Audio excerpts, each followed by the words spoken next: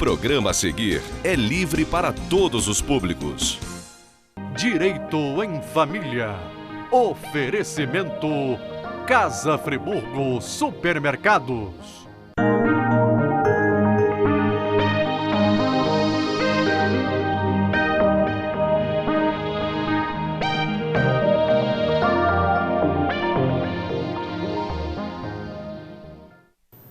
Olá, como vai? Tudo bem? Estamos dando início a mais uma edição do programa Direito em Família. Neste primeiro bloco, nós vamos comentar as notícias do direito relacionadas à área de família e no segundo e terceiro bloco vamos, como sempre, responder as perguntas que vocês mandaram para a gente pelo e-mail, o direitoemfamilia@gmail.com ou passaram pelo telefone 41051042. Certo, doutor Jorge? Certo. Vamos dar início, então, ao nosso boletim das famílias? Vamos lá. A primeira notícia vem da Justiça do Mato Grosso, que autoriza a dupla paternidade de adolescentes. Foi uma notícia divulgada pelo BDFAM. É, a paternidade socioafetiva, né? Bonito, né? Isso, né? A gente vem falando um tempão. E esse caso aí é um caso até diferente do que sempre acontece, né? Porque o pai biológico só descobriu que era pai mesmo quando a criança estava com 9 anos de idade. Bastante tempo. Ele descobriu, ele teve um relacionamento com a mãe do menino, mas nunca soube, né? Ela se mudou, casou com esse outro que ficou com o filho, registrou o filho, o pai afetivo dele, né? Uhum. Quer dizer, assumiu a criança. E o pai biológico descobriu depois. A criança, inclusive, sabia que era filha socioafetiva do pai que registrou tudo direitinho. E quando ele ficou sabendo, ele quis, de certa forma, assumir sua responsabilidade. E ao conhecer o garoto, ele gostou do garoto, quis conviver com o garoto, quis ter uma relação com o garoto. A justiça entendeu, ele entrou com uma investigação de paternidade, comprovou que ele era o pai biológico, e requereu que ele também, né? Na verdade, ele requereu que ele fosse o pai registral por ser o pai biológico. Mas, em contrapartida, o outro falou o seguinte: eu sou o pai. Uhum. Né? Há 9 anos que eu estou com a criança, há 9 anos que eu crio, que eu sustento, que eu dou carinho, que eu convivo. Então, foi feito um acordo, não foi por certeza, foi um acordo, onde esse acordo foi homologado com parecer ministerial favorável, tudo certinho, que os dois passariam dali por diante ser os pais da criança. Então, foi autorizado pelo juízo que ele fosse a cartório e registrasse também. Então, essa criança, uma criança amada, né? Muito amada, muito legal. 9 anos depois, vai, registra, a justiça permitiu isso. Eu acho que, mais uma vez, a gente está caminhando para mostrar determinadas imperfeições que tem na própria lei, na lei de adoção. Né? A lei de adoção fala várias coisas que você, a partir do momento que você adote uma criança, a criança rompe o vínculo com a família anterior, com a mãe, com os avós, uhum. etc, etc. Eu até aceito essa situação de romper o vínculo, mas que vínculo que rompe? Rompe o vínculo de direito à herança, tudo bem, mas o vínculo de convivência, muitas das vezes não há por que proibir isso, até porque a criança cresce, tem a vontade futura de conhecer a mãe ou o pai biológico e é possível para ela, é um direito dela. Então, se é um direito dela, ela pode muito bem, numa adoção ou na questão do pai ou da mãe socioafetiva, ter um relacionamento de convivência com aquele outro, sabendo que o poder parental pertence àquele pai, àquela mãe que adotou, pertence àquele pai, àquela mãe que são os pais socioafetivos, mas ele ter uma comunicação, uma convivência, eu acredito, é um pensamento meu, que não existe problemas, pensamento meu e de várias outras pessoas, que não existe problema. E aí está mostrando. A partir do momento que a justiça autoriza ele ir lá e registrar o filho também, o filho passa a ter 2 pais, ele está dizendo o seguinte: não é só o registro, evidentemente está pressuposto que o filho vai conviver com os dois, vai continuar sendo criado com toda a responsabilidade, o poder parental do pai socioafetivo que viveu durante os 9 anos com ele, mas vai ter a possibilidade de ter convivência, de ter conhecimento, de ter comunicação com a família do pai biológico também. Eu acho que isso nunca atrapalha, só soma. O que atrapalha realmente é não ter pai, né? Verdade. Doutor Jorge, nossa próxima notícia vem do STJ, que trata de regime de bens, alteração, ordenamento jurídico. Isso é para dar mais uma ênfase àquilo que a gente fala o seguinte: quando o casamento, quando você casa por um regime de bens, tipo separação obrigatória de bens, por algum motivo. Quais são os motivos? Vamos dizer 2 aqui. Um deles, você ter sido casado, não ter feito a partilha ainda. Então, você pode casar de novo. Só como você carrega consigo ainda bens a serem partilhados, você não pode casar com um outro regime, a não ser o da separação obrigatória de bens. E aqueles casos infelizes, após os 70 anos de idade, que consideram que 70 anos de idade a pessoa não tem discernimento sobre sua vida. Também também é obrigatório o regime da separação de bens.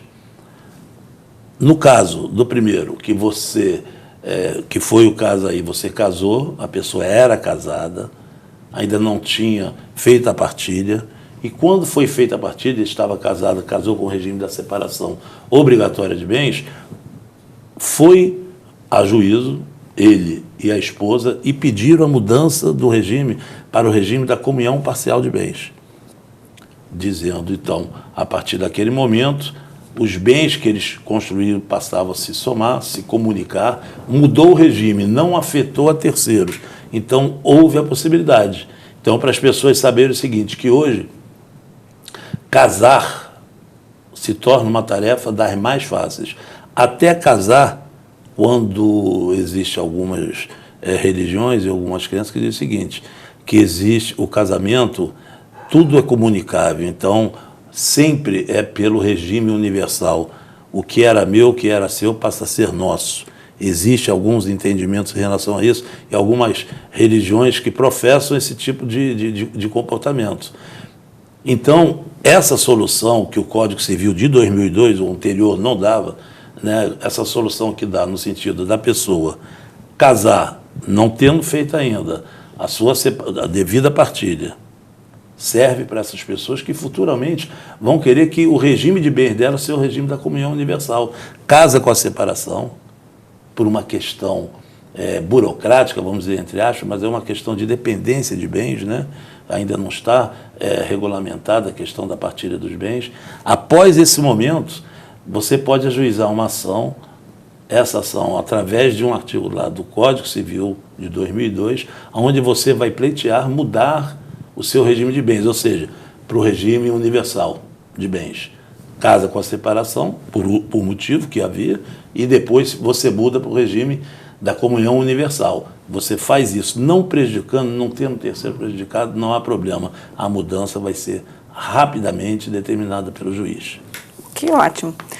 Doutor Jorge, a notícia vem do Tribunal de Justiça do Rio Grande do Sul e trata de alteração de guarda, alienação parental, cabimento. A gente podia falar o seguinte, esse tema está um pouco batido aqui no programa e também na realidade nossa. Em termos, né, porque quando você inverte uma guarda por alienação parental, vira notícia. Você entra nos sites e vê o seguinte, porque um processo de alienação parental leva muito tempo. Você tem que provar isso. A prova nem sempre é simples. Né? Às vezes o comportamento daquele que está alienando, seja a mãe, seja o pai, seja algum membro da família, não é uma coisa perceptível aos olhos da justiça. Né? É perceptível, às vezes, aos olhos de uma perícia psiquiátrica, de uma perícia psicológica, né? De um estudo realizado no fórum, às vezes é perceptível ali. Mas nem sempre também faz com que o juiz acredite, o Ministério Público acredite naquilo que foi feito. Então é difícil você provar. E o caso mais grave é a criança continuar durante esse tempo sendo alienada. Quer dizer, não tem um refresco da questão, né? Porque é difícil provar isso. Então, quando se dá uma notícia dessa, né, que é o pai que ganhou a guarda dos 2 filhos, quer dizer, a guarda foi invertida para ele, foram morar com eles, uma vez que um processo de 3 anos, até um processo rápido, né, de alienação parental ainda, é um processo rápido, 3 anos, foi provado que existia, por parte da mãe, um comportamento social muito esquisito, muito diferente, né? Ela alienava na frente, na presença de pessoas em festas, quando ia apanhar os filhos no colégio, em qualquer tipo de contato, denegria a imagem sempre do pai. Ele ajuizou essa ação, né? Durante 3 anos eles batalharam lá nessa ação, ele ganhou. Quer dizer, a guarda foi invertida para ele. Aí isso aí está dizendo que teve um recurso, e no recurso ela perdeu de novo, foi mantida a guarda com ele, e ela está, inclusive nesse momento, com a convivência livre, suspensa. Ela está fazendo a convivência com supervisão, fazendo uma espécie de uma transição para ver como é que vai se adequar a questão da convivência, porque foi uma coisa, me parece, muito dura esse tipo de processo que eles tiveram.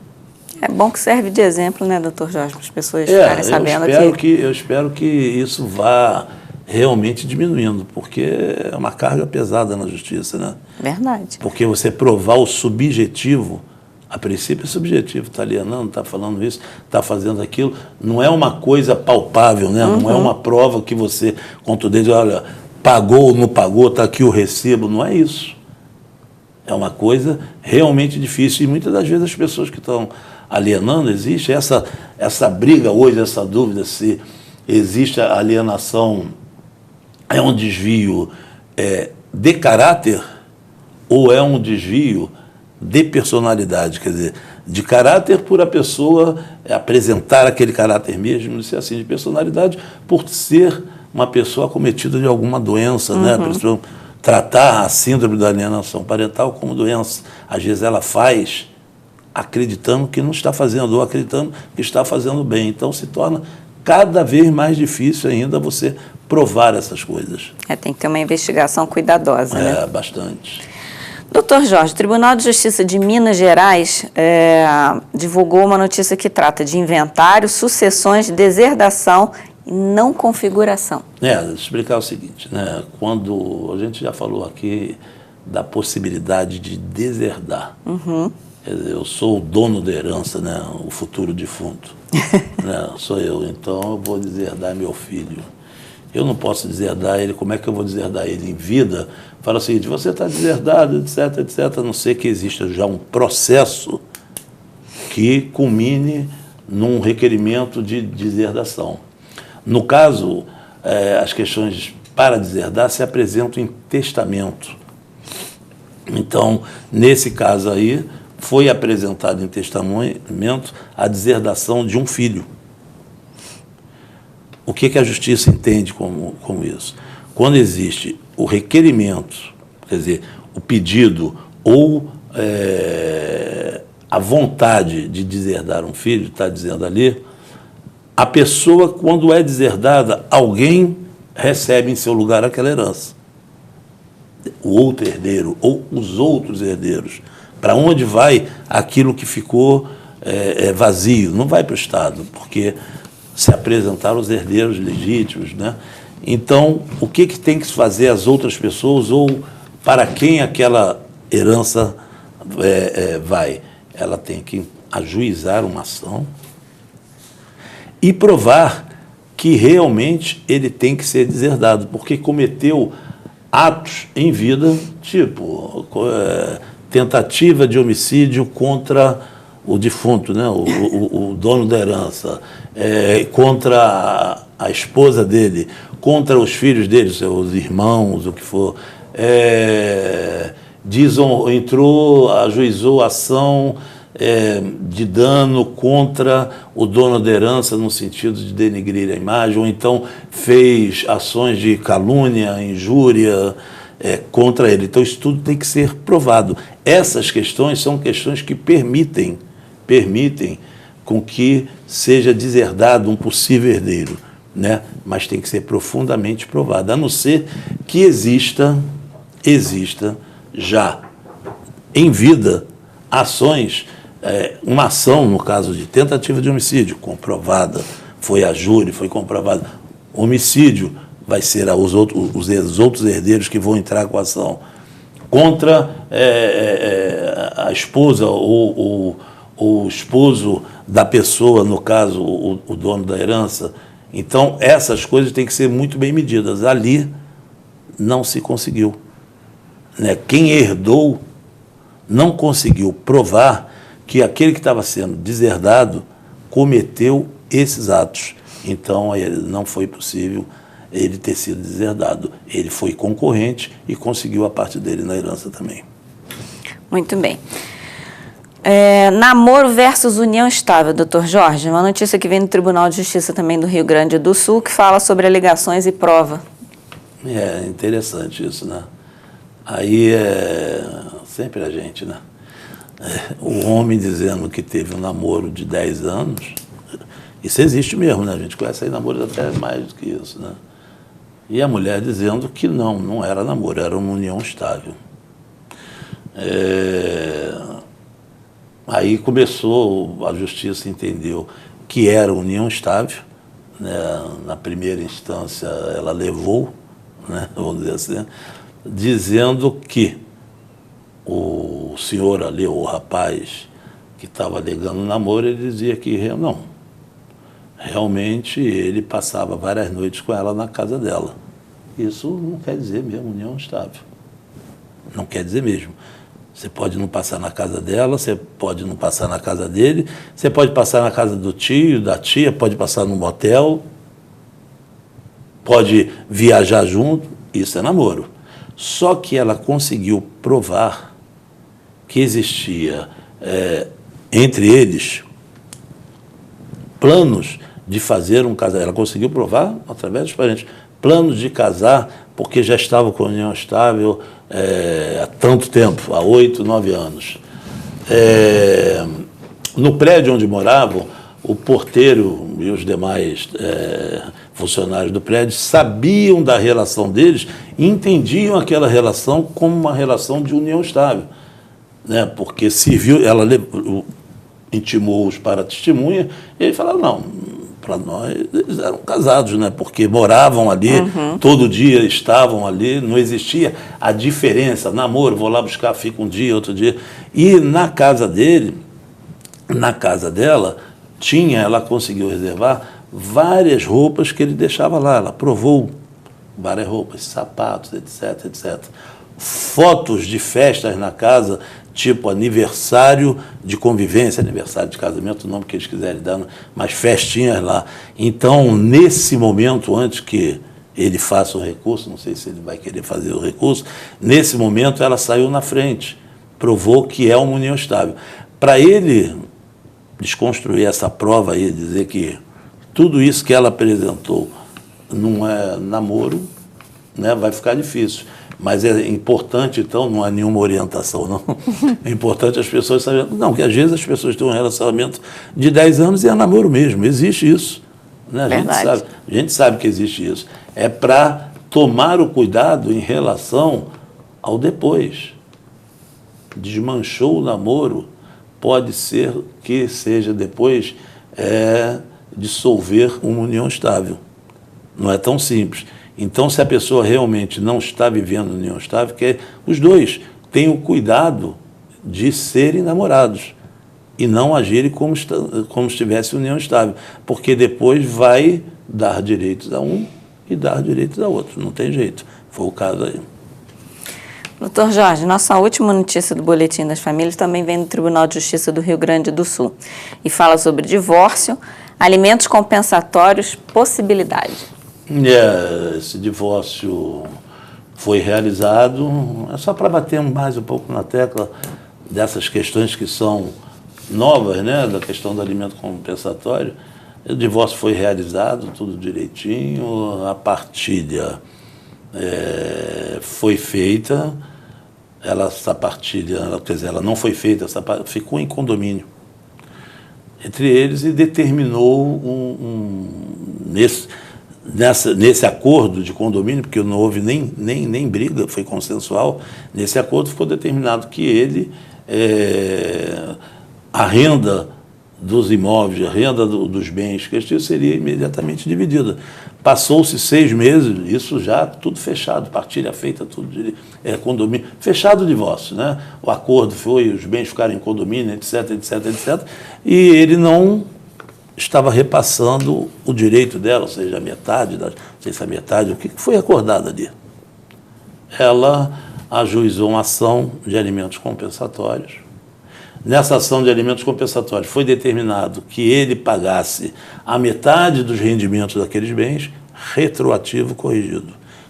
Então, da época que fizeram acordo, se tem 6 meses, 7 meses, ele, além de pagar o mensal normalmente, a partir dali, até que se dissolva ou não o condomínio, se é uma vontade deles, né, ele tem que pagar corrigido dos últimos 6 meses, que foi quando foi feito o acordo.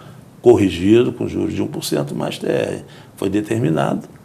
Não sei se ele vai recorrer, acredito que é um recurso, vamos dizer assim, protelatório mesmo, porque não vai dar em nada, é um direito dela, está em condomínio, ele tem que dar a metade, ou então dá ela, você administra esses, eu administro esses, vamos dividir direitinho. Então é para vocês verem mais uma assertiva dessa questão, esse alimento compensatório. Pense na palavra compensatório, que vai vir uma opção de coisa na cabeça, né? Vai ver o seguinte, compensatório vai significar na questão dos alimentos mais ou menos igual a igualdade, né? Igualdade, vai ter que ter a compensação. Se alguém administra, o outro tem que ter igual direito no que está sendo administrado. E é o caso ali, né? Para as pessoas pensarem direitinho e já entrar numa partilha quando tiver briga, hoje eu não tenho dúvida. Entrou na partilha que tem briga, está na administração, está na mão de um, você já entra com alimento compensatório, que é para já determinar isso e vai se discutir a partilha. Ela caminha bem mais rápido. Doutor Jorge, acabou o nosso primeiro bloco. A gente volta daqui a pouquinho, o intervalo é bem rapidinho, respondendo as perguntas que vocês mandaram para a gente pelo e-mail, direitoemfamilia@gmail.com, ou passaram pelo telefone 4105-1042. Até já.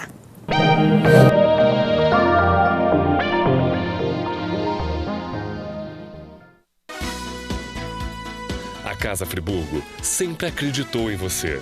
Quando você compra em nossa cidade, o seu dinheiro fica aqui. A Casa Friburgo demonstrou mais uma vez o quanto ama a sua terra. As 3 lojas do supermercado foram amplamente reformadas, mostrando que todo o dinheiro que você gasta aqui, fica aqui. A Casa Friburgo sempre se preocupa em fazer o melhor. Olhe em sua volta e sinta o conforto que nós preparamos especialmente para você, cliente amigo.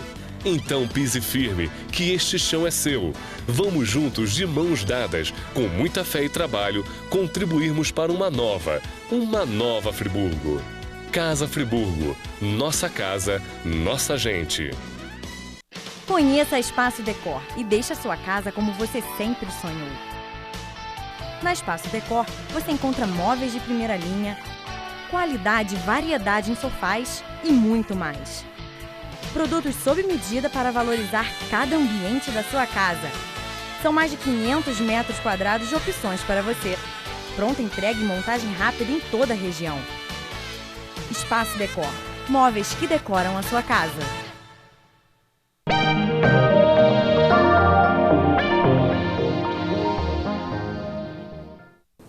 Olá, voltamos com o segundo bloco do programa Direito em Família e a partir de agora a gente responde as perguntas que vocês mandaram para a gente, ou pelo e-mail direitoemfamilia@gmail.com ou passaram pelo telefone 4105-1042.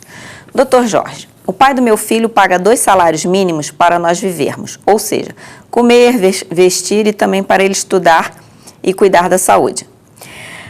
Não estamos conseguindo viver com tão pouco, pois nossas despesas são bem maiores. O senhor acha que devo entrar na justiça para que essa pensão seja reajustada? Eu estou preocupado com a palavra nós, né? Eu acredito que essa pensão, do jeito que a senhora está falando ali, seja a pensão para os filhos. Se for só para os filhos... É um só, né? É o que ela está falando aqui. É um só? Uhum. Então, se for só para o filho, a senhora tem que entender a necessidade desse filho, se está faltando alguma coisa para esse filho. Então, o nome nós, a senhora não pode estar relacionada nessa pensão. A pensão que foi determinada parece ali que é para a criança. A senhora pode ajuizar uma ação para fazer uma revisão dessa pensão. A revisão permite que a senhora prove que a criança está precisando de mais, só a criança. Não adianta a senhora colocar nessa ação que nós não estamos conseguindo viver, nós não estamos fazendo, não. É a criança. Ela está precisando de mais porque a necessidade dela, a necessidade da criança aumentou, isso é justo fazer isso, mas em contrapartida a senhora vai ter também que dar uma olhada, antes de fazer isso, se o pai apresenta uma diferença hoje, a maior, de possibilidades. Porque às vezes ele está tendo a mesma situação que tinha quando foi determinada essa pensão, então vai ter dificuldade de fazer essa modificação. E corre até riscos. Até corre riscos dele fazer um negócio que a gente chama de reconvenção e dizer o seguinte: não, eu não tenho condições de pagar mais, eu estou precisando de pagar menos, porque aí é a Dilma. Né? Aí começa falando por aí, é a crise, etc, vai e começa a provar determinadas coisas que são pertinentes. Então a senhora tem que olhar direitinho. Às vezes uma conversa, eu sempre falo da conversa, porque às vezes resolve mesmo. Vai conversar, às vezes é uma coisinha a mais. E a senhora entender essa pensão como sendo dele só, às vezes nem precisa aumentar. Porque às vezes foi determinada a pensão para ele e lá também foi determinado que a senhora... Um exemplo, eu estou dando porque isso acontece muito. Naquele momento não estava trabalhando porque tinha acabado de se separar ou de se divorciar ou dissolver a união estável, não trabalhava fora de casa, só trabalhava em casa, então teria que entrar no mercado de trabalho. Então a Justiça entende que existe um prazo, mesmo que esse prazo não seja determinado, para que a pessoa se movimente. Passou 2 anos, a pessoa ainda não está trabalhando, ou não está trabalhando, significa não é lá ter a carteira assinada, não, tendo algum tipo de rendimento. Toda pessoa tem que ter, porque ela tem que viver. Independente dela ter o vínculo empregatício ou não, as pessoas vivem. Tem menos emprego hoje? Sim, então a tentativa vai ser maior. Nesses momentos, que tem que se fazer mais, não tem jeito. Às vezes a pessoa eu não estou. Vai ter uma pergunta lá, a senhora está trabalhando? Não. Como há 2 anos, quando foi feito isso, não estava também. Né? Então complica um pouco, porque é obrigação dele, é obrigação da senhora. Em 50%, claro, guardando aí as devidas proporções, né? Aquele negócio, né, um ganha mais, outro ganha menos, aí vai fazer uma composição em relação a isso. Agora é necessário a senhora ver isso tudo direitinho para ver se a senhora precisa entrar com essa ação revisional. Analisa, está falando da pensão para nós ou está falando para a pensão só para ele? É só para ele? Está precisando? Investiga no bom sentido, veja se quem está pagando a pensão tem condições de aumentar essa pensão. Se a senhora sentir que tem como provar que ele tem condições de pedir, a senhora entra com essa ação pedindo a revisão e pede um pouco a mais, ou pede aquilo a mais que a senhora entende seja necessário para o seu filho. Muito bem. Doutor Jorge, o pai das minhas filhas visita as duas de 15 em 15 dias, apanhando elas no colégio na sexta e as devolvendo no colégio na segunda. Além disso, toda terça-feira ele as apanha no colégio e entrega na quarta também no colégio. Acho, doutor, que está demasiado tempo que elas passam com o pai, que já está casado novamente.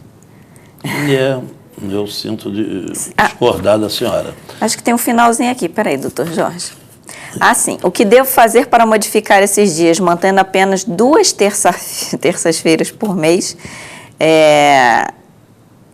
e 1 vez por mês de sexta a segunda no colégio? Eu acho que, na realidade, ela se denunciou só com uma frasezinha aqui. O pai que já está casado novamente. Eu acho que assim, até então estava tudo bem, né? Que nem tem um quadro naquele escolinha do professor Raimundo, que era do Brandão Filho, que ele ia. Aí no final ele fazia uma pergunta contundente que ele não conseguia receber. Ele falou, eu estava indo tão bem. É mais ou menos isso, olha. E que bom, né? Que o pai pega as meninas toda semana. E hoje a dificuldade da justiça modificar isso é muito grande, né? O que um juiz vai dizer para o pai das filhas, né? Da sua filha, olha, realmente o senhor está ficando muito tempo, então eu vou modificar isso, eu vou tirar alguns dias da convivência que o senhor tem com suas filhas. O juiz não vai fazer isso, o Ministério Público vai dar parecer contrário. Isso só é feito e ninguém diminui convivência, pensa bem. Eu tenho problemas, está tendo problemas na convivência, então eu peço para que diminua. Não. Está tendo problemas na convivência, eu peço para que acabe, para que suspenda, para que se discuta determinadas coisas, para localizar que problema é esse. E tem que ser um problema muito grave. Para que diminua, não, por quê para diminuir? Se a guarda hoje, esquece o nome guarda, a convivência hoje é compartilhada. Então, se ela é compartilhada, se o mês tem 30 dias, a gente pressupõe que deveria ser 15 para cada um. Mas a vida não proporciona isso, né? Não dá para ser 15 dias para cada um, porque senão vai morar 15 dias com um, 15 dias com o outro. Eu não sei se isso é bom, se é guarda alternada isso, ou se é guarda compartilhada. Mas vai ficar 10 dias, 12 com um e o resto... Mais ou menos é assim que funciona. Quando eu quero modificar isso, eu tenho que falar o seguinte, olha, ele tem que ficar menos do que eu, porque eu sou a mãe.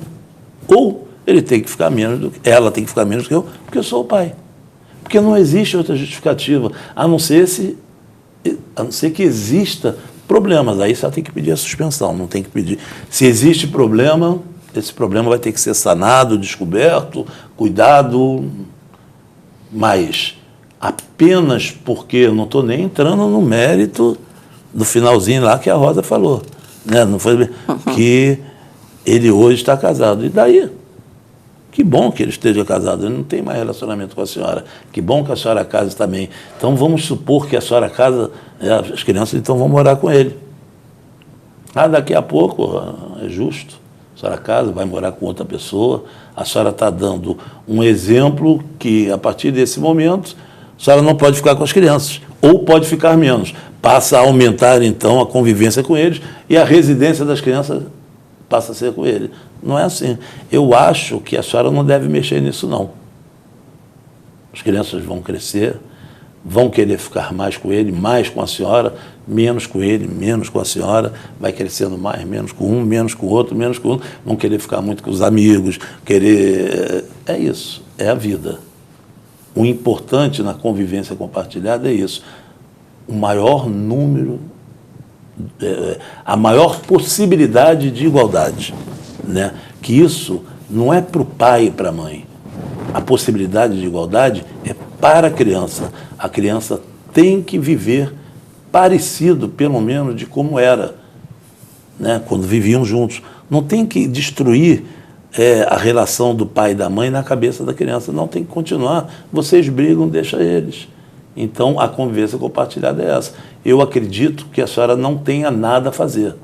Evidentemente que é uma vontade da senhora fazer. Se fizer, acho que a senhora vai encontrar dificuldades.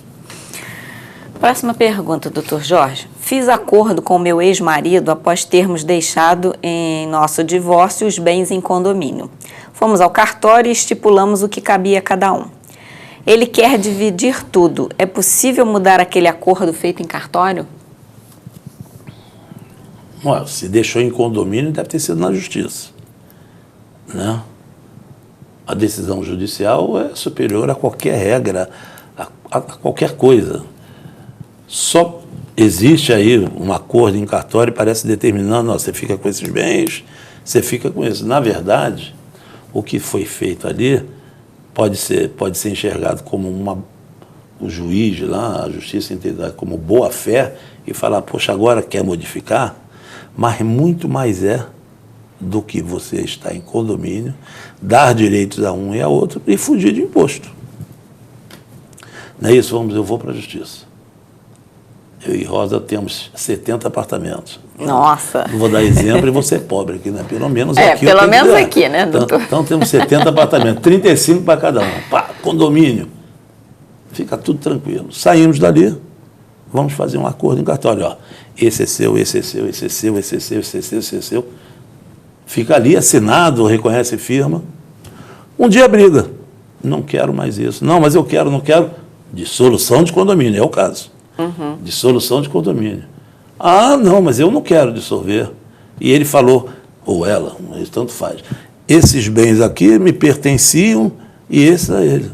Isso não foi determinado. Não foi feita a partilha efetivamente? Não foi feita a partilha. O que fizeram? Fizeram o seguinte, já que estamos bem, vamos deixar isso em condomínio. Aquele discurso, depois vai ser para os filhos, mas a vida muda. Porque os dois casam. Não vou dizer o que muda, a vida muda, que vocês sabem mais do que eu. Aí você vai dizer o seguinte, não, mas aqui, nós fizemos isso em cartório. Mas nós fizemos isso na justiça. Condomínio não determinou o que era de quem. Tudo era dos dois. Então, esse documento, embora ele tenha uma força de boa-fé, porque eles fizeram isso pensando neles, mas ele também tem a força de dizer o seguinte, ele é nada em relação à decisão judicial que estabeleceu o condomínio. Decisão não, ou acordo. No caso aí, foi um acordo. Então, para resolver esse problema, vai ter que se fazer um novo acordo ou ajuizar uma ação de dissolução de condomínio. Nessa ação de dissolução de condomínio, dizer o que cabe a um e o que cabe a outro. Porque as pessoas podem mudar. Até porque é o seguinte, quando não é feita a partilha, não vale. As pessoas não podem mudar depois que é feita a partilha.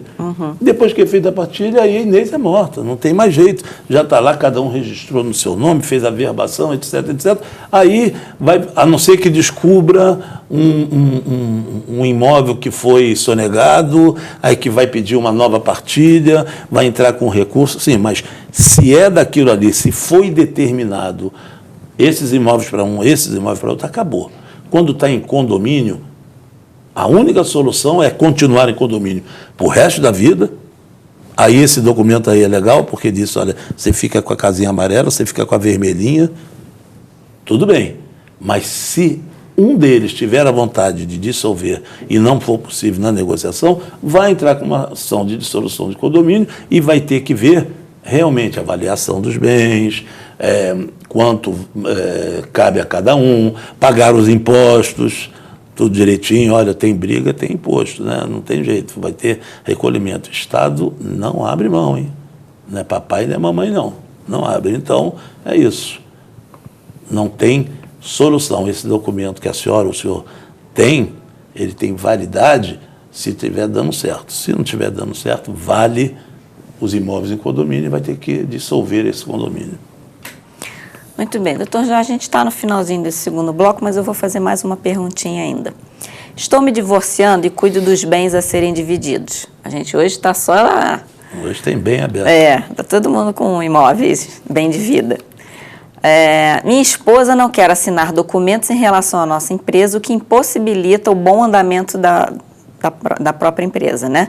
No divórcio, tudo foi colocado certinho. Como sou eu quem administra tudo, preciso da anuência dela. O que devo fazer? Você tem que ser informado ao juiz. Né? Se existe, se ficou ali, está se fazendo que o senhor é o administrador, e se o senhor necessita de uma assinatura dela, não sei para que é a assinatura, se é para empréstimos, para vender, para fazer isso, para fazer aquilo, o senhor tem que entender que o senhor não é mais... Ela trabalhava na empresa? Não fala. Não. O senhor tem que entender que o senhor não é mais casado. Não, e outra, ele não diz nem se todo esse acerto foi feito no papel ou de boca. Ah, né? sim, justamente. Ainda tem esse detalhe. Não, mas tem que entender também que não é mais casado. Se não é casado, está fazendo a partilha, principalmente se existe uma briga, existe desconfiança, ela tem que assinar, sim, todos os atos legais da empresa. Mas, para isso, ela pode ter a questão da desconfiança. Então, eu procuraria o advogado dela, se for o caso, parece que existe aí um litígio, colocava na mesa, é para isso, é para o empréstimo, é para pagar isso, é para fazer aquilo, é uma coisa que é para andar a empresa, isso vai ser computado na partilha, mostrar tudo direitinho, que ele mesmo pode falar o seguinte, pode assinar, que está tranquilo. E se houver uma dificuldade dele entender isso, ou desconfiança do que está sendo feito, o senhor vai ter que informar o juízo, sabendo que no juízo o senhor vai ter que provar também porque quer que ela assine tal documento. O normal é assinar. Se for por atos da empresa, para mostrar que aquilo ali é em prol da empresa e que com isso ela vai estar também ganhando. Às vezes é um empréstimo, a empresa está precisando do empréstimo devido a essa crise. É normal isso é normal, né?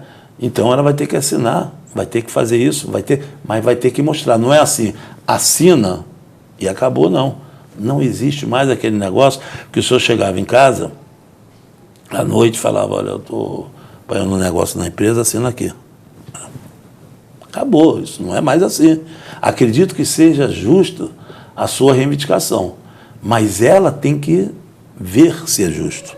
Ela tem que acreditar nisso, né? O normal é ela assinar, mostrando a ela o que é aquilo realmente. O primeiro passo é o seu advogado e o advogado dela, embora estejam discutindo um litígio lá na partilha, mas discutir, olha, nós não vamos deixar sangrar a empresa. A empresa precisa da assinatura dela para se desenvolver, para andar, está com dificuldade, etc.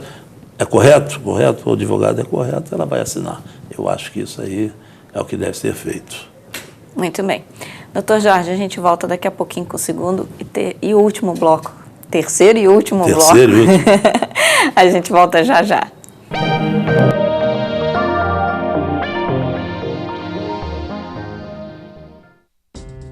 Há 47 anos, a Predial Primos aposta no mercado imobiliário para que nossos filhos possam brincar com segurança e tranquilidade. No lar, doce lar. Predial Primos, administração de imóveis, condomínios e bens.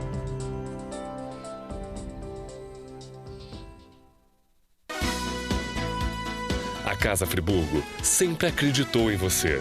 Quando você compra em nossa cidade, o seu dinheiro fica aqui. A Casa Friburgo demonstrou mais uma vez o quanto ama a sua terra. As 3 lojas do supermercado foram amplamente reformadas, mostrando que todo o dinheiro que você gasta aqui, fica aqui. A Casa Friburgo sempre se preocupa em fazer o melhor. Olhe em sua volta e sinta o conforto que nós preparamos especialmente para você, cliente amigo. Então pise firme, que este chão é seu. Vamos juntos, de mãos dadas, com muita fé e trabalho, contribuirmos para uma nova Friburgo. Casa Friburgo, nossa casa, nossa gente.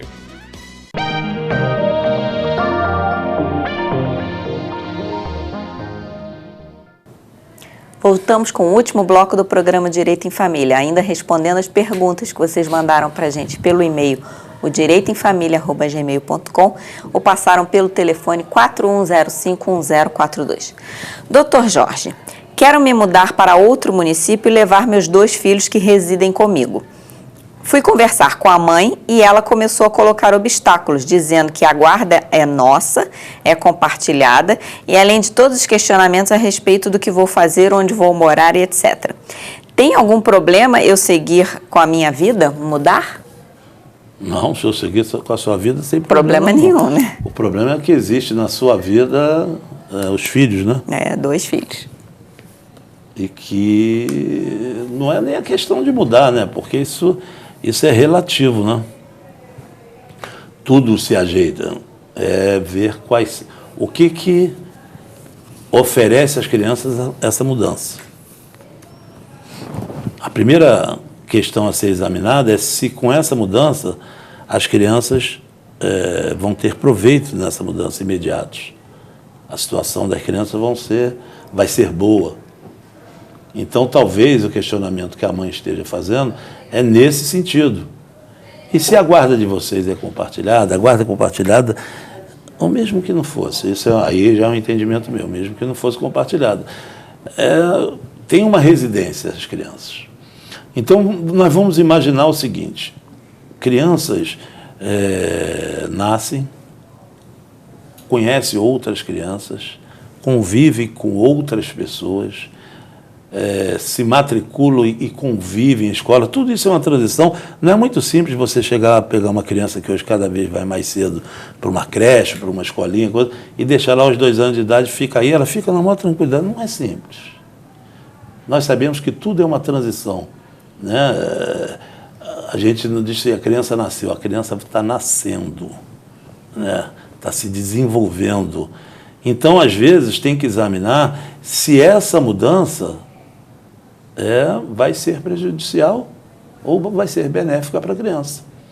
Porque se não existir problema em nenhum dos dois, do pai e da mãe, tem que preservar o interesse da criança. Se o interesse da criança ficar provado que é melhor ela ficar em Friburgo, vai ficar em Friburgo.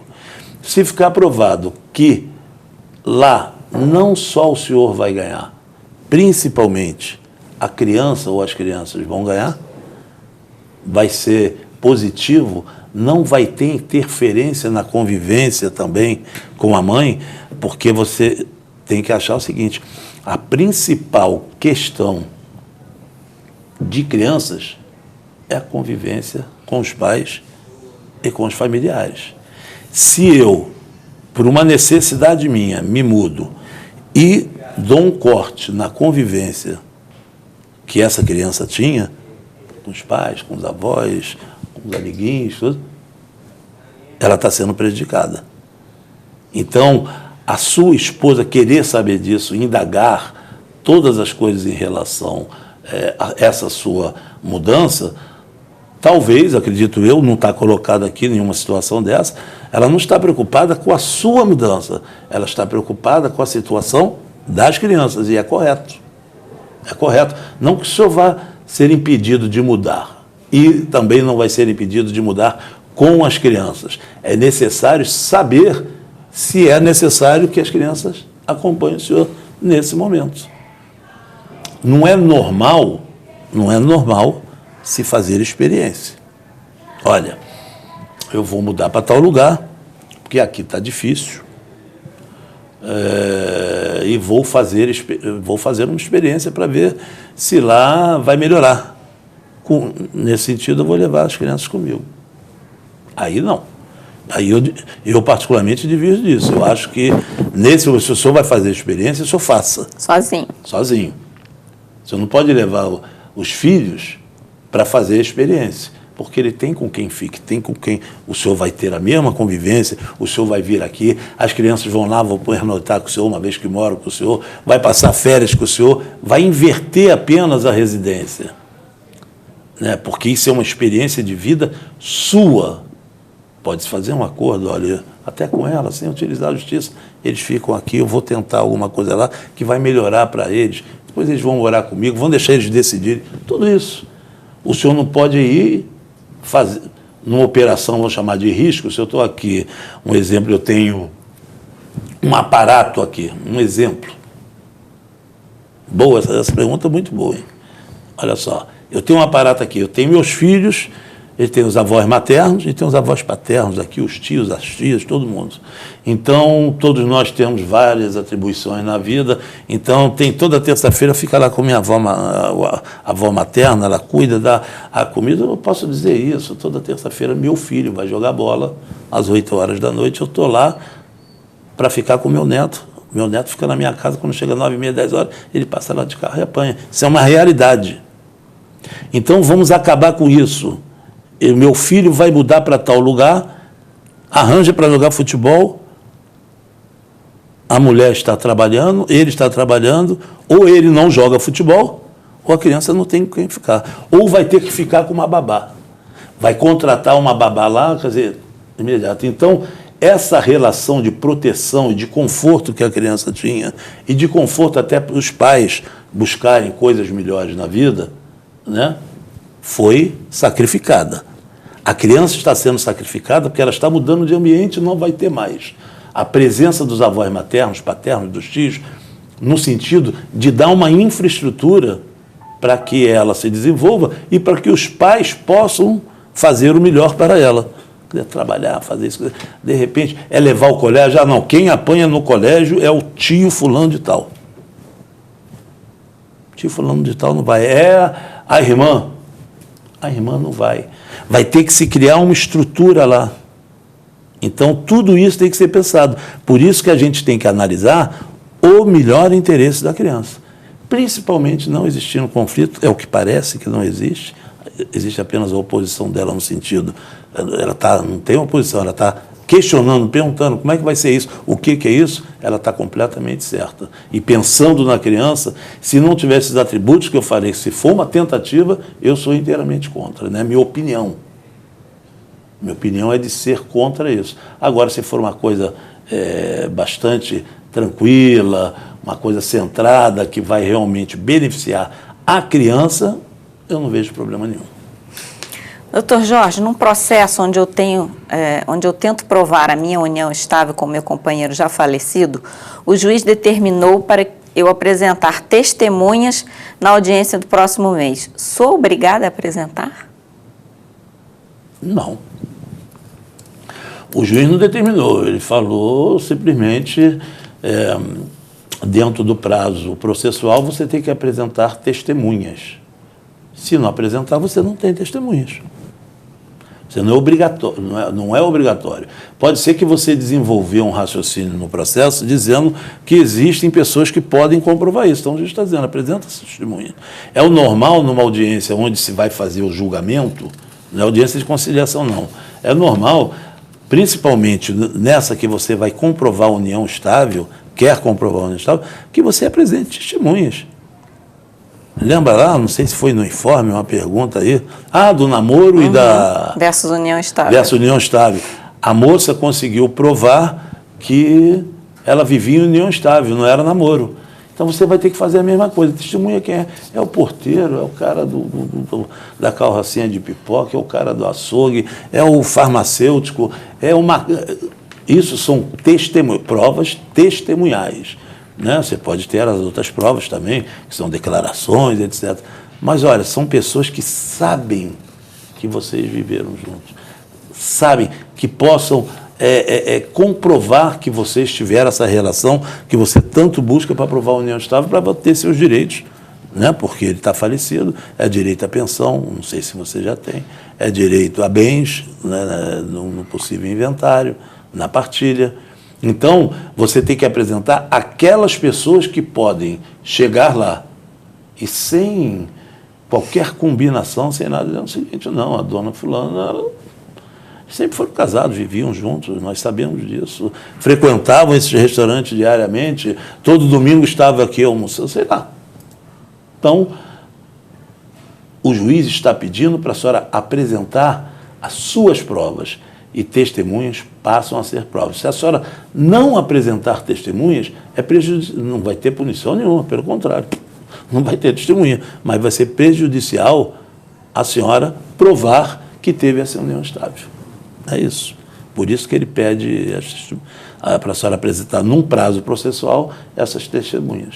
Se ela está tão certa de que ela vai conseguir provar a união estável sem ter testemunha, aí ela pode até optar por isso. Agora, provavelmente, ela precisa de testemunha. Ela tem lá os advogados, a defensoria, que, olhando no processo, pode falar o seguinte, você não precisa de testemunha, porque isso aqui está... Claro. Vai ter audiência de instrução do julgamento, porque do outro lado estão os filhos dele dizendo que você não é, mas que está comprovadíssimo. Está tranquilo. Né? Eu, particularmente, mesmo estando tranquilo, eu acho que o que é demais, né, para não dizer o ditado certo, não atrapalha. Né? Então, eu acho que a senhora deve levar testemunhas. E, se possível, testemunhas que são conhecidas, inclusive, pela outra parte. Né? Que vai ter dificuldade de questionar aquela testemunha. A senhora não vai ter prejuízo nenhum, não morde. A senhora, e as pessoas podem não querer ir, elas são obrigadas, são intimadas. Testemunha não é um ato de vontade, é um dever de contribuição com a justiça. A justiça vive também de testemunhas. Se não tiver testemunhas, não tem caso resolvido, muitos deles. Então, eu aconselharia a senhora correr atrás dessas testemunhas e botar lá para ter uma solução mais rápida para a senhora e mais segura, vamos dizer assim. Doutor Jorge, o tempo que nos resta não permite que a gente faça uma outra pergunta, então vou encerrar o programa. Né? Tudo bem. Esperando que a gente volte em breve, com uma nova edição também, né? Em breve. Em breve, sem determinar o prazo. Isso. Mas vocês continuem assistindo, seja o programa inédito, seja as reprises, mas a gente volta. A gente tarda, mas não falha. Manda as perguntas que, de alguma forma, seja através de responder e-mails, nós vamos fazer, e todas dentro de uma escalada de ordem de chegada, a gente tenta responder aqui. Né? O que a gente está tendo dificuldade, eu estou tendo dificuldade mesmo de gravar o programa, às vezes fica 2, 3 semanas sem gravar, mas não é proposital, é porque... É a justiça que manda, né, doutor? A justiça que manda. Às vezes você tem surpresas de ter que, não só uma audiência, mas tem que responder um prazo naquele dia, falou, esse tempo que eu estou aqui, eu tenho que estar lá respondendo, eu não posso deixar um cliente na mão. Então é isso, mas devagar a gente vai voltando a gravar com mais assiduidade. É isso aí. Então, um abraço para vocês e até breve na próxima edição do programa O Direito em Família. Tchau, tchau.